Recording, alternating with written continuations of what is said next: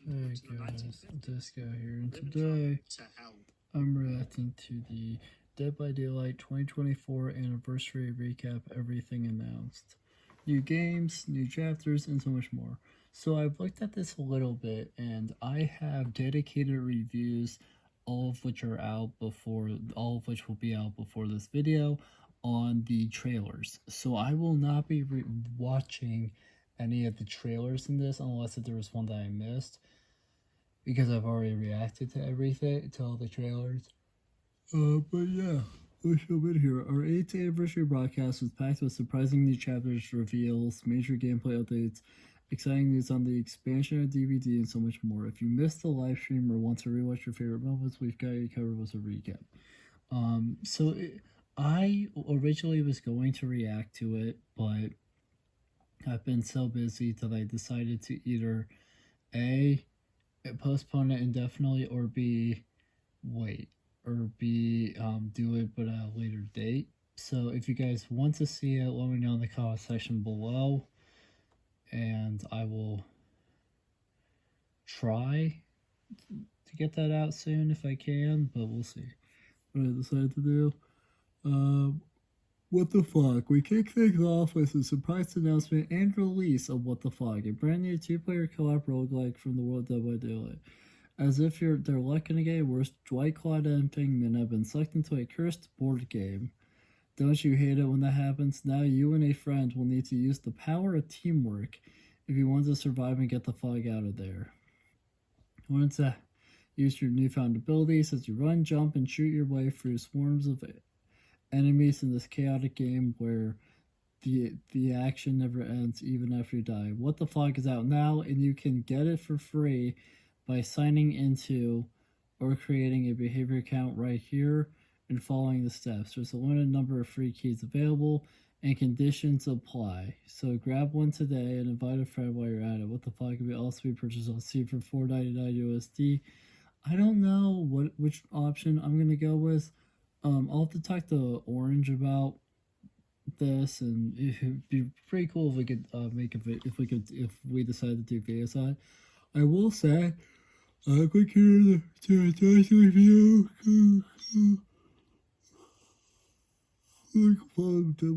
So I will say I kind of like this art style of it. Year 9 roadmap. So this is part of why I wanted to watch the broadcast. I always like looking at roadmaps. In the following segment, head of production Stefan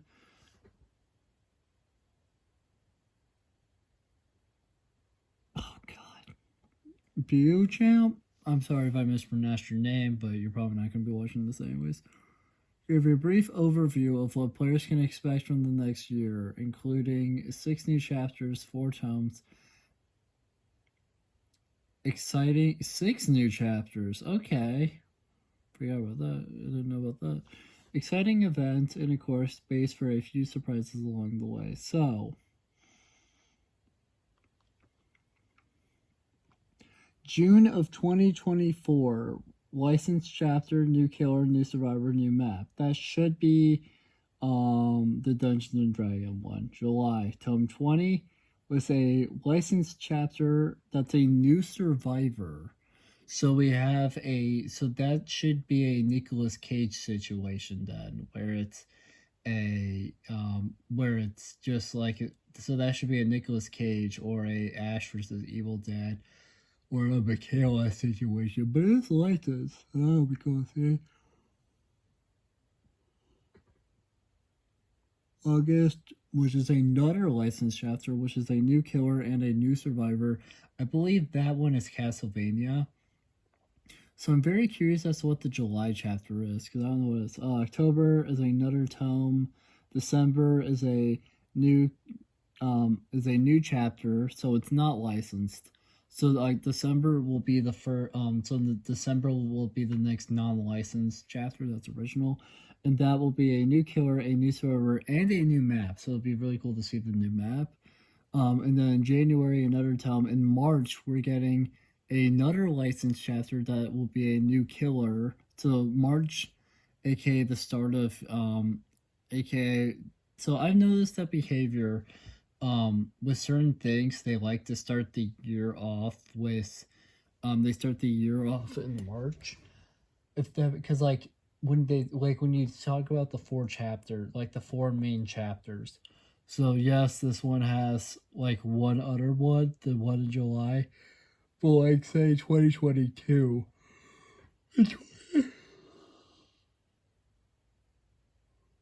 In 2022, we had four chapters, right? We had Sadaka Rising, we had Roots of Dread, Project W, and then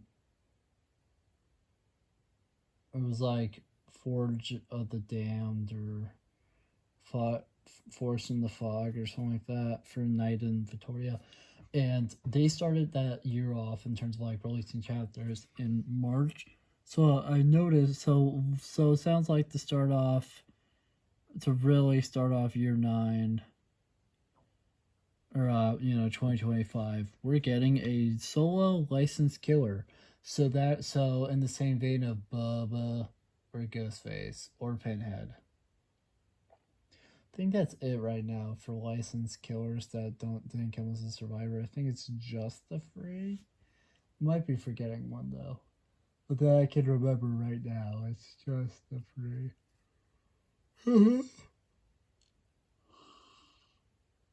So that'd be really cool to see who that is, and I can't wait. It also says in June there's an in-game event, in July there's a game mode, in September there's a modifier, in October is an in-game event, December in-game event, March in-game event, more to come. Ongoing gameplay improvements and balancing, ongoing quality of life improvements. The gameplay improvements include challenge system, finisher Mori. The quality of life improvements include cross progression and reworks and news and inbox.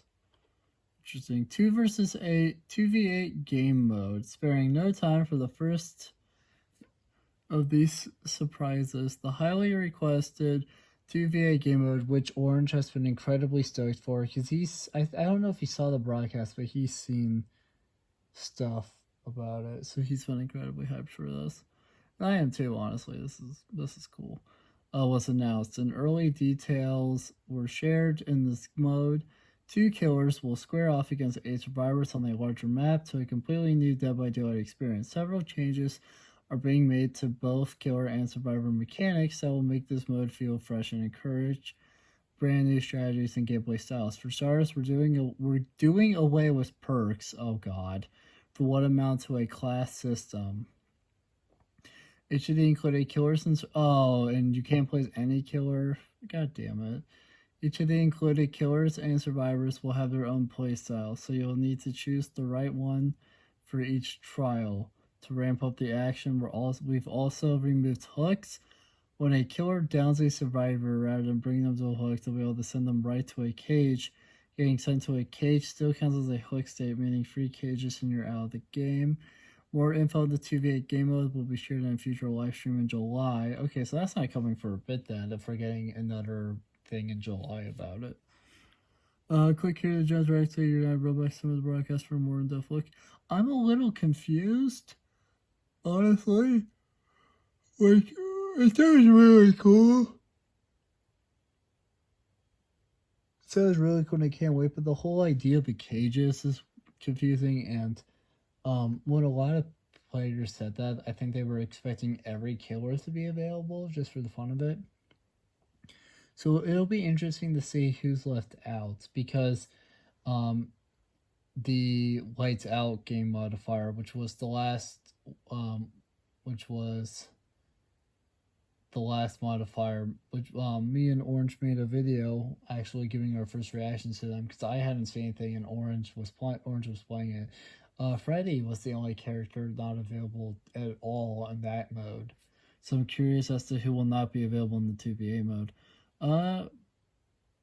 Gameplay improvements. If the 2v8 game mode wasn't enough, Senior Product Manager Derek shared some exciting life balance updates and features that are coming soon. Cross progression was announced and is slated for release later this summer, Players will soon be able to carry over their progress, unlock some more across platforms. More details on this feature can be found in our FAQ here. A new challenge system was also revealed, which will give players new ways to earn rewards outside tubs and archives.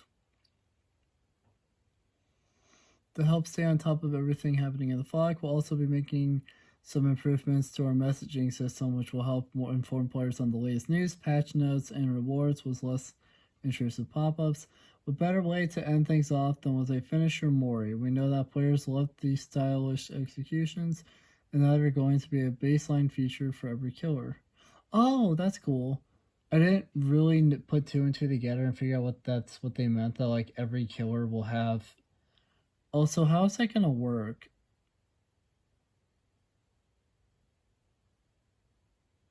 Because the finisher Mori, right? So you have the normal Moris, and then they attempted.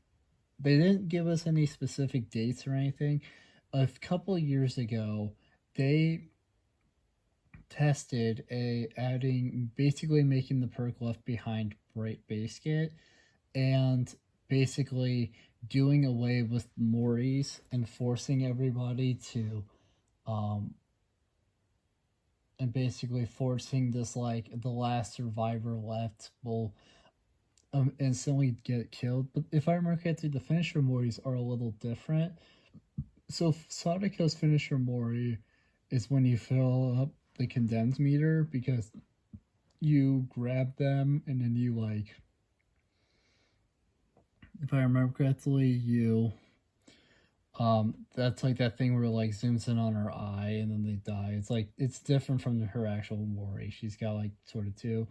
And then Pyramid Head is the other character I can think of that to give a good example, because his main Mori is where all that like metal stuff like grab you. I'm not sure what it is. I'm not well informed on Silent Hill 2, which I believe is the one that Pinhead or the Pyramid Head is from. I'm not very informed on how that game works, so I might be completely wrong and might be talking completely out of my ass right now, but from what I remember, it's from what, but that's like I think he can do. I don't know. Anyways, he like shoves his giant knife into you, and I think he moves it or something. But the finisher Mori is you're on the ground and he like brings it across your body. So I'm very intrigued to know like what every killer will get. That'll be cool. Dead by Daylight Dungeons and Dragons. Get your D20 ready and prepare for a new adventure. The iconic Dungeons and Dragons franchise was revealed as Dead by Daylight's next chapter. Our foray into dark fantasy will see the legendary villain Vecna the Lich as the new killer. Bard Ashtri Yazar is a new survivor in a new map, Forgotten Ruins. During the presentation, Behavior Interactive's head of partnership, Matthew Kay, and Wizards of the Coast producer, Sean Rowe, introduced the new chapter and shared key insights on how this unexpected collaboration came to be. For fans eager to see how the new chapter will play, creative director Dave Richard and principal game designer Janik Nava took us through some of Vecna's abilities and the new D&D inspired mechanics coming to the game. You can also try the new chapter as part of our PTB on Steam today. Click here to jump right to the Dungeons. I have played that PTB and he is fun. What lies ahead? Updates from the world Dead by Daylight. For a glimpse into the future, exciting updates were shared about the two previously announced games set in the world Dead by Daylight. Project D, lend your voice and play a part in the future of an exciting session-based PvE co-op shooter from the world Dead by Daylight. It honestly kind of sounds to me like, based off of what little of gameplay was shown and kind of how they were talking about, it pretty much sounded to me like you took Far Cry. Far Cry 5 is the one I know the best, so that's gonna be the one that I think of. But you take Far Cry, you replace like all the animals and like random NPC enemies that like fight you with big old monsters, and you make it so that way you can play with other people, and you pretty much have what Project T kind of looked like, at least to me. but I'm incredibly excited to see how that will work because it's in the Dead by Daylight light, right? Because it's in the Entity realm, they can get very creative with it. So I'm very, very excited.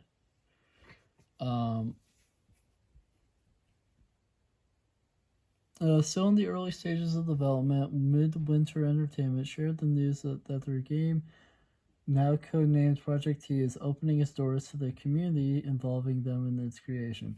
Players interested can join the Insider program to receive exclusive previews, in-game rewards, and the chance to join close playtests to share early feedback with the dev team to help craft this unique experience. Click here to join the Insider program. Now, the casting of Frank Stone, which, again, I've reacted to all of these in case which one I'm not reacting, which one I'm not watching them. The team revealed a brand new gameplay trailer for the casting of Frank Stone, giving players a closer look at the heart-pounding, immersive story that awaits beyond the fog. Also, the casting... So they're not mentioning it here, but they also gave us a bit more of a reveal date.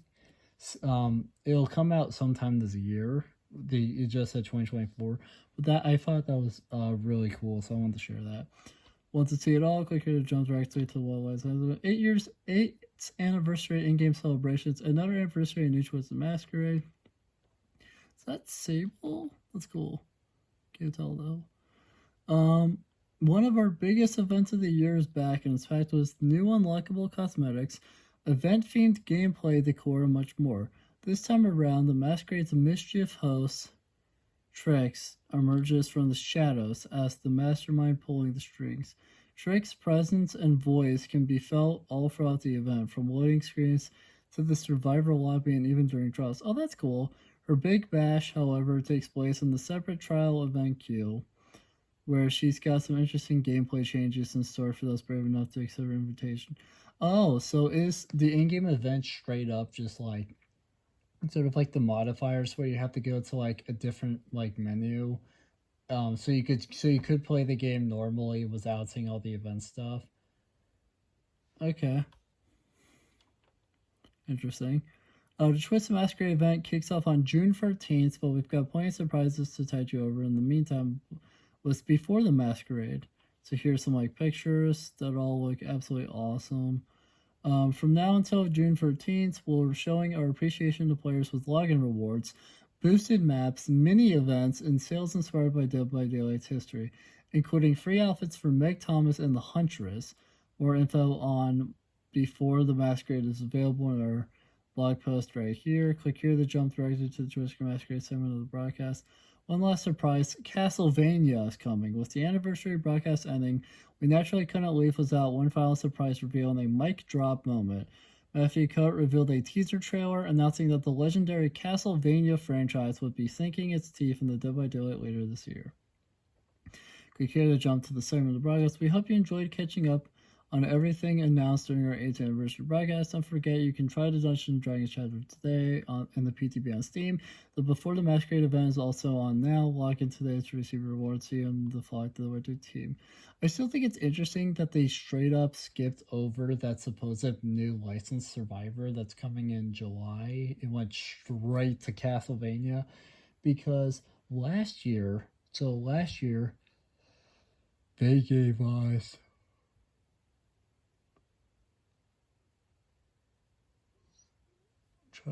They gave us the chapter was Gabriel and the Singularity. That was the anniversary chapter. They revealed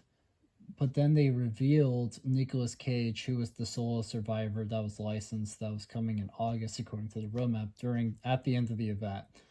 And then very early August was when they revealed the Aliens chapter, and that is still my least favorite reveal trailer so far because it straight up just like told you what it was and it didn't have much suspense. But I can give what they did here more. I can give what they did here more of a pass because so for starters, Dungeons and Dragons, the official Dungeons and Dragons YouTube channel, is where the teaser for that chapter released. Because like the Aliens equivalent to that trailer was it was like, if I remember correctly, it was showing you like parts of the ship, and then like the words, and then it was like the letters spelling out aliens, like kind of spawned in. But what Dungeons and Dragons did was they had like a sort of dungeon looking thing, and then it like zooms in, there's like a creature in there that like makes noises, and then it like you hear another sound.